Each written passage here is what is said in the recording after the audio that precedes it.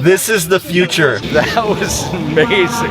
I think it's fair to say that China completely surpassed my expectations. I went to China to ride my mountain bike, and I was not ready for what I experienced. That's good. I'm in a flying car. If you told me on the flight over here that I had magically transported 20 years into the future, I would have totally believed you. This place has flying cars, Don't touch anything, he says. frictionless payment, and even malls where they invite you to ride your bike inside. And that's just the tip of the iceberg. This trip seriously changed my expectations of the country, It's like magic. Yeah. and I think you'll be surprised when you see it too. Do not open your doors. Oh man. Come with me, and let me show you what I saw on my trip to Shenzhen, China.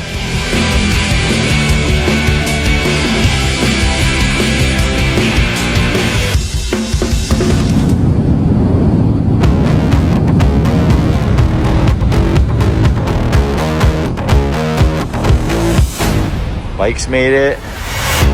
Shenzhen is a metropolitan city in mainland China, which is inhabited by roughly 20 million people. It's in southern China, neighboring Hong Kong, which means that the weather is a bit nicer than some of the more famous cities farther north. This city has a super modern feel, with tons of big electronic brands based here, including DJI, who gave me quite the warm welcome, but we'll get to that later. For this trip, I had no idea what to expect, so I brought both my mountain bike and my trials bike with me. It's no small feat to travel to the other side of the world with 2 giant bike bags in tow. We just add the pedals and we're good to go.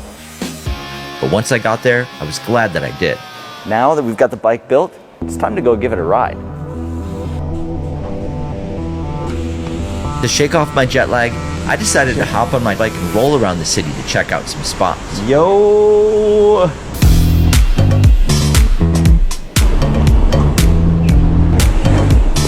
My body wasn't totally cooperating, but it felt good to roll around and see the city. I found this spot near a place called the Do Nothing Mall, which is sort of a sports-themed mall here in town. There's an indoor skate park, an outdoor skate park, the biggest bouldering gym I've ever seen in my life, and This is just incredible. plenty more, all in the same place.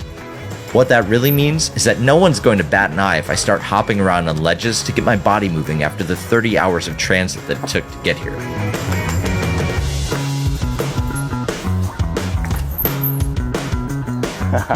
It turns out that this mall wasn't the only mall that allowed bike riding. I found another mall on this trip that had multiple indoor spots to ride, and although it felt weird to be riding inside a mall, they gave me weird looks when I asked for permission.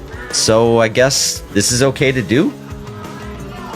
Mall culture in China is so much different than the USA. Back home, I feel like most of the malls I go to are empty and struggling, but here it seems to be a big magnet for people to spend time together. The weather in this area is quite a bit hotter than what we have, so I feel like people are motivated to get into the air conditioning on hot days, but whatever it is, they seem to be putting a ton of effort on making the malls a destination for everyone to hang out and do their thing, whether it's riding your bike, climbing up the wall, or just wandering around eating insanely delicious food. I'm so glad that I brought both my trials bike and my mountain bike on this trip. I got to sneak in more than a few little street rides in the beginning of the trip to get acquainted with the zone and to get my body and brain working together again after such a long flight. The best part about getting out on a street ride is that I ran into a bunch of other mountain bikers who were out riding. And the thing that blew me away was how many kids are just cruising around on super nice bikes in downtown Shenzhen. We had a little session together, which was unexpected, but it was so exciting to see how fired up people are about mountain biking out here. Another thing I started noticing almost immediately after arriving in China was the way they just commit to stuff. For example, it's not enough to just have a Starbucks, you have to build out the most insane Starbucks imaginable. I come from Portland, which is probably one of the snobbiest coffee cities in the world, and we take coffee really seriously. I actually don't even know if I would go to Starbucks in Portland unless I was really in a pinch. So to come to Starbucks in China, it must be something special. Come on inside, I'll show you what I mean. I feel like I'm back in Portland. Perfect. This is cool, like at the fanciest coffee shops in Portland, this is how they do it. And Portland is like crazy when it comes to coffee, so to be in a Starbucks watching them do this just feels surreal. Cheers.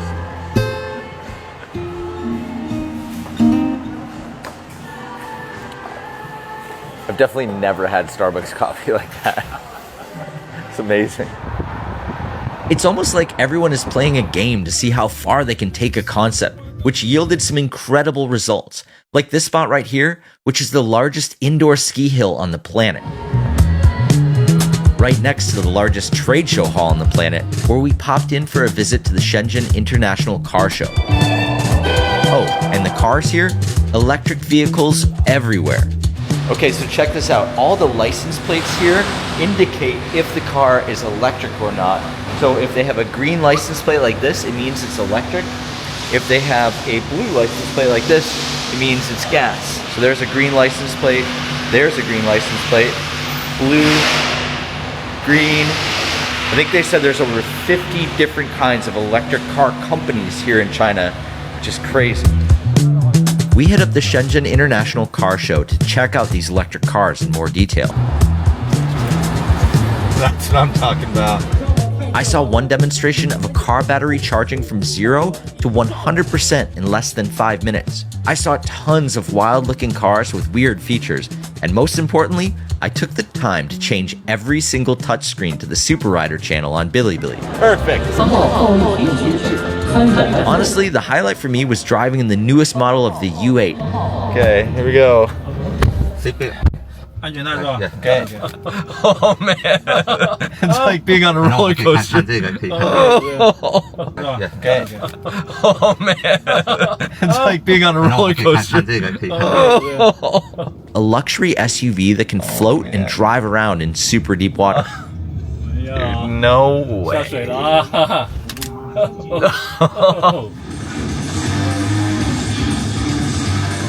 This is so crazy.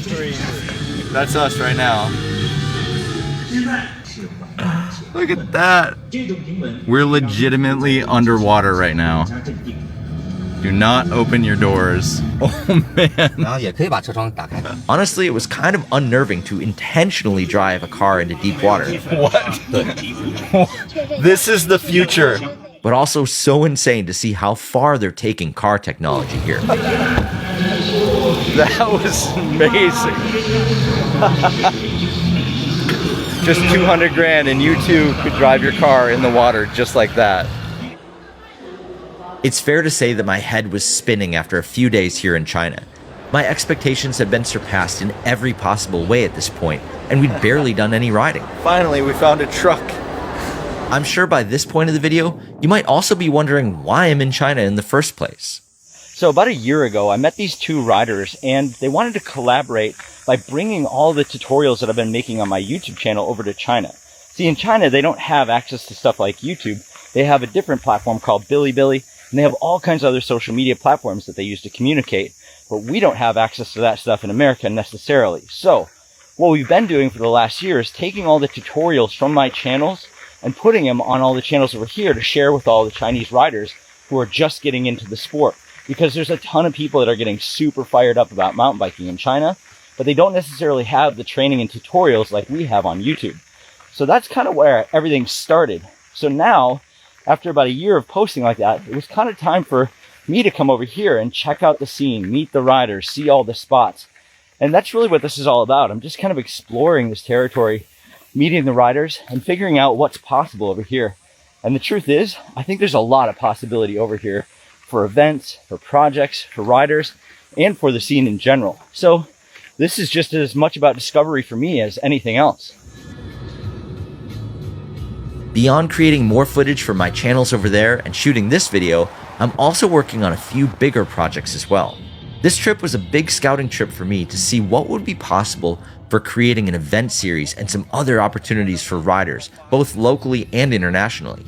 The mountain bike scene here is growing fast, and after posting videos here for the past few years, we have the ability to do so much more to help that scene continue to grow. The crew here is so excited about the ideas that we've been sharing, and I'm starting to think that we could do some pretty cool stuff over here. At the very least, there's a lot more to explore and discover. But let's get back to the riding, because I finally got to put my tires on some dirt. It's crazy to me that you can get to a trail like this after being in a giant metropolis like Shenzhen in less than 30 minutes. I'm not even sure I can do that in a place like Portland, Oregon. I'm confident there are quite a few more trails worth exploring, and I know there are even a handful of big bike parks over here, but we'll save that for a future trip. How sweet is that? The more time I spend here, the more I realize how much more there is to explore. So most of this trail has been pretty chill, but we did find one place that has exceeded expectations. This right here reminds me of a trail just outside of San Francisco called The Wall. It's a crazy, steep, rocky, technical ascent. I'm not sure if it's actually really meant to be ridden up, but this is exactly what I've been looking for. Let's see if we can make it up on the first try.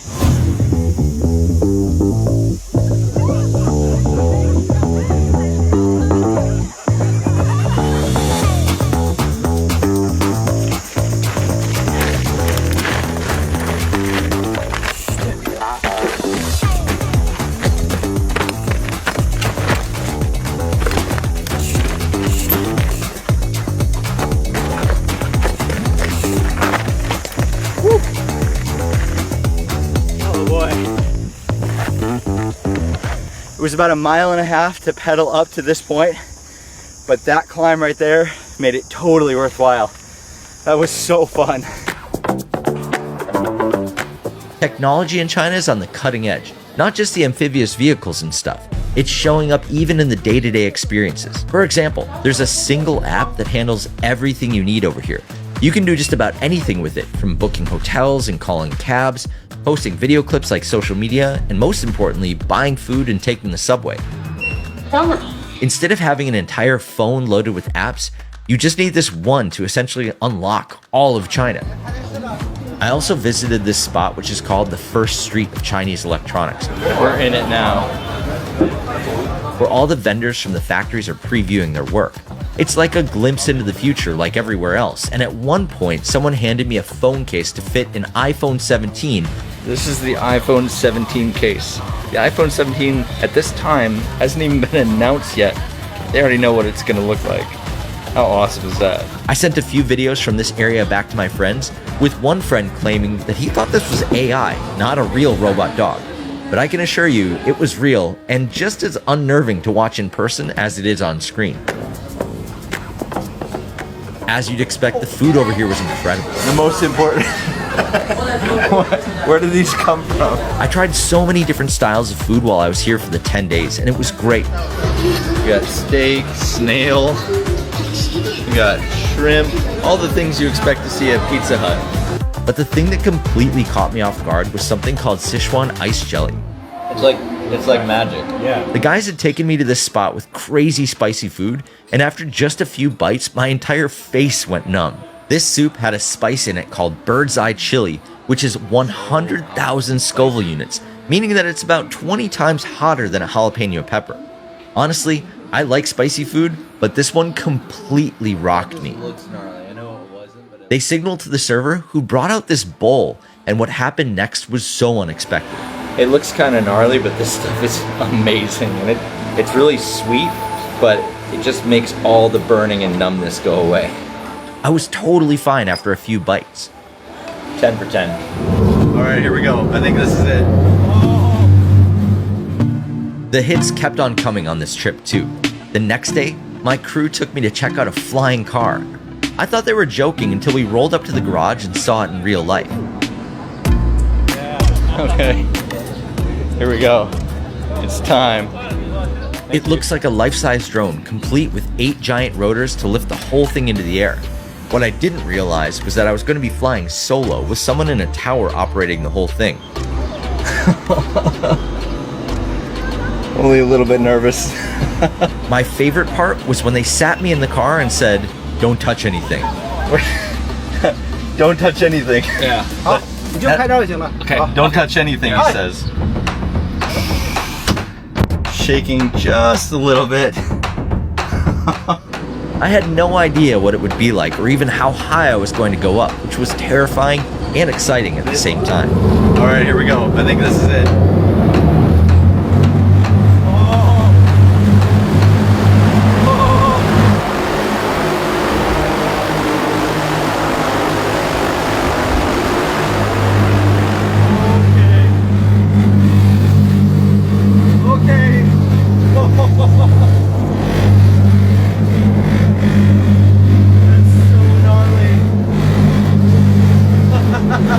I'm in a flying car.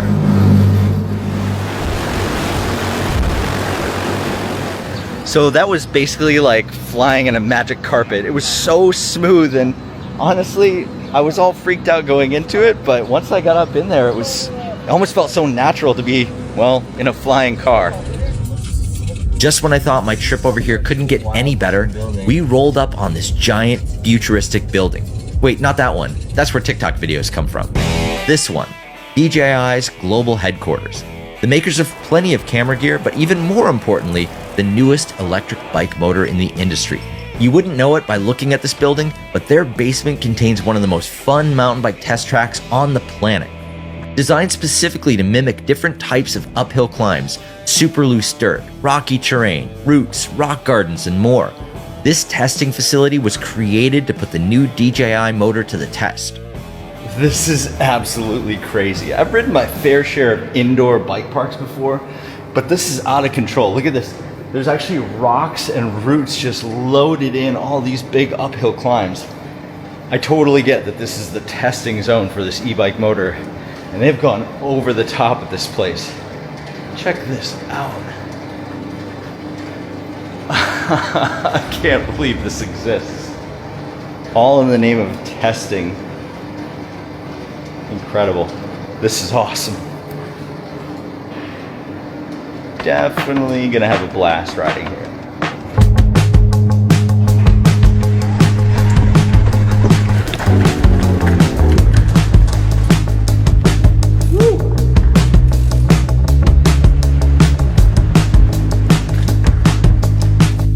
I borrowed a test bike from them to try it out, and I adjusted super quickly to both the motor and the terrain.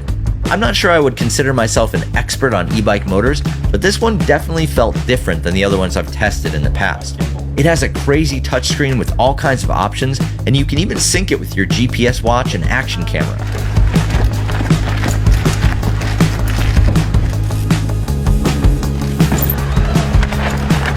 I couldn't believe how easily it ate up all these sketchy climb scenarios they developed for this testing area, and to be honest, I kept riding there for a few hours, not because I wanted to test something specifically, but because I was just having a blast ripping up and down all these manufactured trails.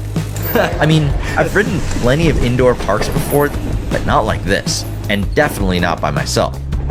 According to the team there, I was the first foreigner to ride this spot, which felt like a huge honor. I hope I did you all proud. This bike is pretty light, super responsive, and has all kinds of bells and whistles that just put it way above anything else I've ever tried before. And yeah, I don't know. It was just such a cool place to ride. You know, I'm not going to complain. There's rocks, it's raining outside, and I'm riding inside. Never a bad day. Cool. That was amazing. Thank you. I think it's fair to say that China completely surpassed my expectations. Cheers. Although I've been here 6 or 7 times already, I feel like every trip here just opens my eyes to even more and more cool stuff, and I'm already looking forward to my next trip back.